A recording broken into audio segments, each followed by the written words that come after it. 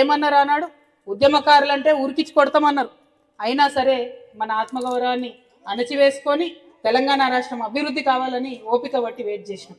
మరి మన ఓపికను, మన సహనాన్ని అన్నిటినీ కూడా రాజకీయంగా ఇలా లబ్ధి పొందినటువంటి కాంగ్రెస్ పార్టీ కనీసం ఒక పిలుపు కూడా లేదు.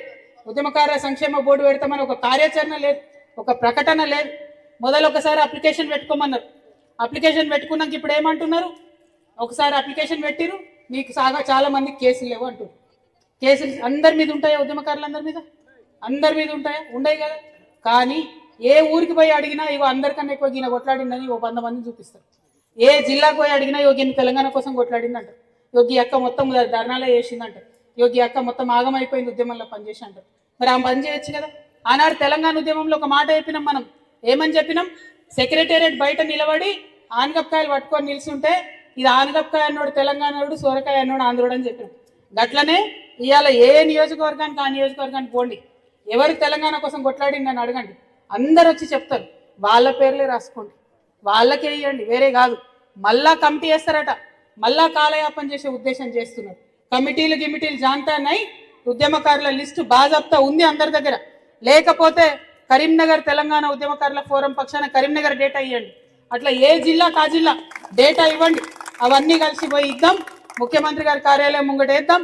ఇగో గిది డేటా, ఇగో వీళ్ళు ఉద్యమకారులు, వీళ్ళకి ఇవ్వమని అడుగుదాం, బాజాప్తా అడుగుదాం.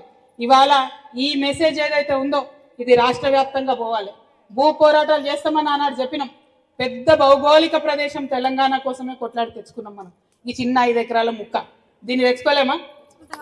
తెచ్చుకున్నాడేగా, తెచ్చుకుండేనా? కదిలేదు లేదు. ఇక్కడి నుంచి ఖచ్చితంగా ప్రభుత్వం దిగి వచ్చి హామీ ఇచ్చేంత వరకు ఇక్కడే ఉంటాం, ఇక్కడే వంట వార్పు చేసుకుంటాం, శాంతియుతంగా ఉంటాం, పాటలు పాడుకుంటాం, మన బాధలు మనం చెప్పుకుంటాం, వంటలు చేసుకుంటాం, బతుకమ్మలు ఆడుకుంటాం, అంతే.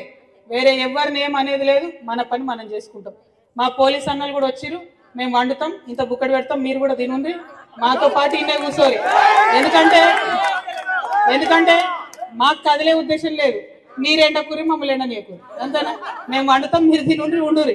ఎవరైతే కాంగ్రెస్ పార్టీ పెద్ద నాయకులు ఉన్నారో వాళ్ళు దిగొచ్చి మాట ఇచ్చేంత వరకు ఇక్కడే ఉంటాం. మన భూమి మనం సాధించుకుందాం.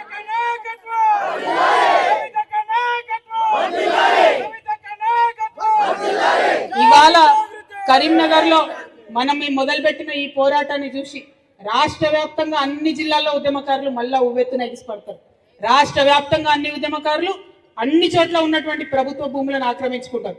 ఆక్రమించుకోవాలని చెప్పి నేను ఇవాళ పిలుపిస్తా ఉన్నా. ఎందుకంటే ఇది మన భూమి, మన చెమటతోని మన రక్తంతో వచ్చిన భూమి. మనం ప్రభుత్వం భూమి దిగి వచ్చి ఇస్తే ఓకే, లేదంటే మనమే పోయి ఆక్రమించుకుంటాం.